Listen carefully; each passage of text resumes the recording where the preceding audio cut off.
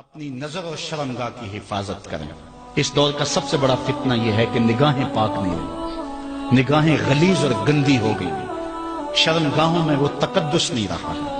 حضور علیہ السلام نے ارشاد فرمایا، من زنا زنیا بہی ولو بہی تانے دارے ہی، جس شخص نے زنا کیا یہ عمل اس کے گھر بھی لوٹے گا، اگرچہ اونچی اونچی دیواریں کیوں نہیں کر لیتے۔ یہ مکافات عمل ہے۔ گندم از گندم بروئے جو ز جو، از مکافات عمل غافل مشو۔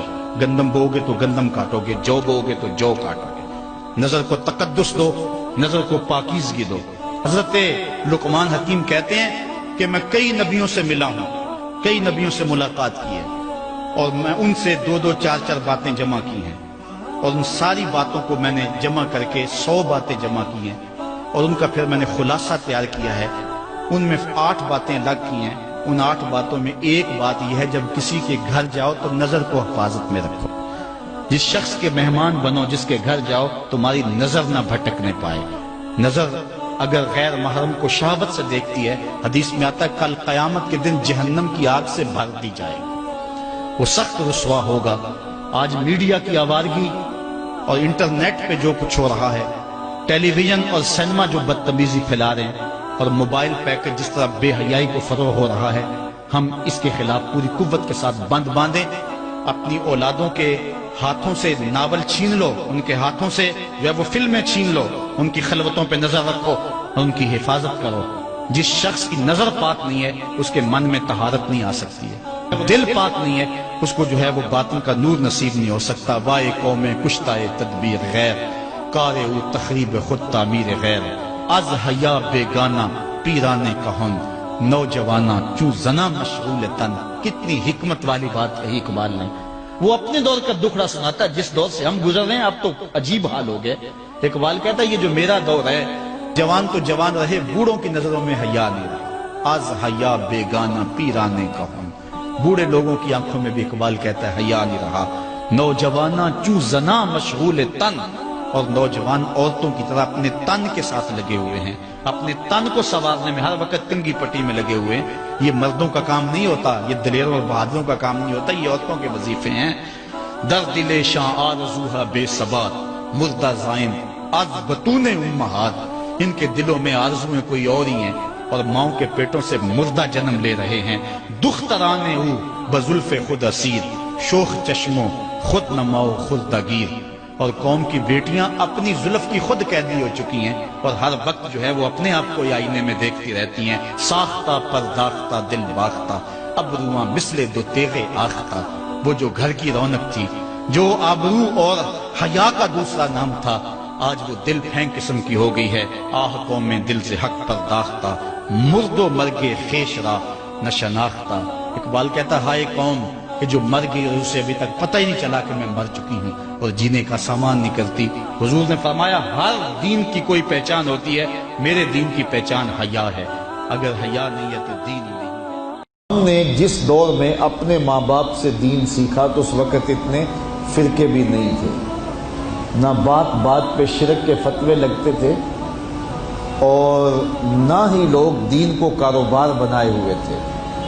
اس وقت کوئی کھڑا ہو کے نعت بھی پڑھتا تھا تو اس کی آنکھیں بند ہوتی تھیں اور تصور مدینے کی گلیوں کا طواف کر رہا ہوتا تھا۔ اور اگر کوئی پیر طریقت تھا تو اس کا مقصد مخلوق کو اللہ تک پہنچانا تھا، لوگوں کا دل اپنی جانب موڑ کے مائل کر کے اپنی جیب گرم کرنا مقصد نہیں تھا۔ اس وقت عالم دین لوگوں کی عقیدتوں کو سمیٹ کر کے، گھیر کر کے، اپنی عقیدت کے دائرے میں ڈال کر کے ان سے سطحی مفاد حاصل کرنے کا دھندا نہیں کرتے تھے۔ اس وقت عالم دین بندے کو گناہ سے نکال کر کے اللہ کی دہلیز پہ سجدہ ریز کرنے کا کام کرتے تھے۔ اور آج ہم دیکھتے ہیں کہ فرقہ پرستوں نے اسلام کو توڑ کے رکھ دیا، اور جو لوگ بیچارے اللہ کے حضور سجدہ ریز ہوتے ہیں ان پر شرک کے اور بدعت کے فتوے لگا کر کے ان کو اسلام سے بدزن کرنے کی کوشش کی، اور نعت خوانیاں ایک بہت بڑا کاروبار بن گیا، اور پیری مریدی ایک بہت بڑا دھندا بن گیا، تو اس دور کے اندر اپنی اولاد کو سنبھالنا، وہ طرح طرح کے سوال کرتی ہے، پوچھتی ہے، تو پھر ان کو دین پر مطمئن رکھنا اتنا آسان کام نہیں ہے۔ ہمارے والدین نے ہماری تربیت کی تو ان کے لیے قدرے آسان تھا، لیکن ہمارے لیے اپنی اولاد کو سنبھالنا اور دین کی راہ پر ڈالنا قدرے مشکل ہے۔ لیکن ہمارے والدین نے جو آسان کام کیا تھا اس کے لیے بھی بڑی محنت کی تھی، اور ہم اپنی اولاد کے لیے کیا اتنی محنت کر رہے ہیں جتنی محنت ہمارے والدین نے ہمارے اوپر کی تھی۔ تو اگر ہم نہیں کر رہے تو پھر ہماری اگلی اولادیں یا ان کی اگلی نسلیں پھر کن ہاتھوں میں ہوں گی؟ تو اس لیے ہمیں خاص طور پہ سوچنا چاہیے۔ میں نے قرآن مجید کی جو آیت کریمہ پڑھی ہے اس میں ارشاد فرمایا، اپنے آپ کو اور اپنی اولاد کو دوزخ کی آگ سے بچا لو جس کا ایندھن انسان اور پتھر ہے۔ تو مجھے اور آپ کو اپنی اولاد کی حفاظت کرنی چاہیے۔ بعض اوقات ہم وطن چھوڑ کے یہاں آتے ہیں اس لیے کہ ہماری اولادوں کا مستقبل ٹھیک ہو جائے۔ ہم خود پردیس کاٹ لیتے ہیں، تنہائیاں کاٹ لیتے ہیں، اذیتوں سے گزر جاتے ہیں، لیکن اولاد راہ مستقیم سے بھٹک جاتی ہے تو ہم نے ان کی دنیا کی زندگی کی تو سنوار دی، لیکن جو حقیقی ابدی اور سرمدی زندگی ہے جو کبھی ختم ہونے والی نہیں ہے تو وہ برباد ہوگی۔ تو ہم نے اپنی اولاد کا بھلا نہیں کیا ہے، اپنی اولاد کا نقصان کیا۔ تو ہمیں چاہیے کہ ہم اپنی اولادوں کی حفاظت کریں، اور اولادوں کی حفاظت کیا ہے؟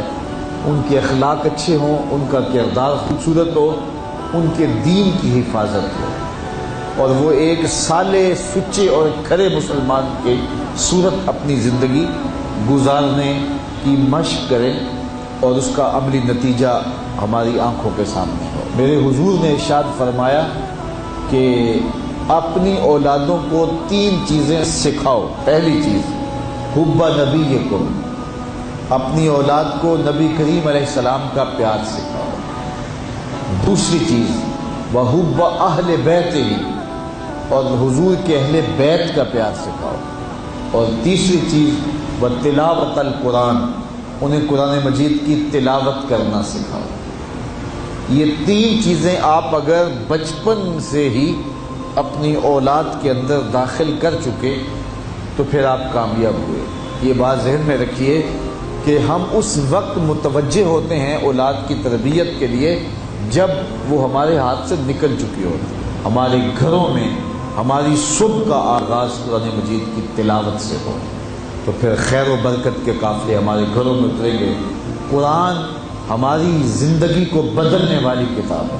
جب ہمارا ربط اس کتاب سے ہو جائے گا، پختہ تعلق اس کتاب سے قائم ہو جائے گا، تو پھر زمانے کی تیز آندیاں بھی ہمارے پائے استقلال میں لغزش نہیں لا سکتی ہیں، نہ ہمارے عقائد میں خرابی آ سکتی ہے، نہ ہمارے عمل میں کمزوری آ سکتی ہے۔ اس لیے ہمیں معمول کے طور پہ قرآن مجید کو اپنی زندگیوں میں شامل کرنا چاہیے اور اپنی اولاد کو اس کا خوگر بنانا چاہیے۔ ایک زمانہ تھا کہ ہر گھر میں صبح کو قرآن کھلتا تھا، اور آج وہ دور ہم سے چھوٹتا چلا جا رہا ہے۔ صبح کے وقت موبائل تو کھلتے ہیں لیکن قرآن نہیں کھلتا، جس کا نتیجہ کیا؟ آج بے برکتیوں کے ڈیرے ہیں۔ کثرت مال کے باوجود بھی ہم بے برکتی کی بات کرتے ہیں، اس لیے کہ ہمارے گھروں میں قرآن مجید کا چراغاں نہیں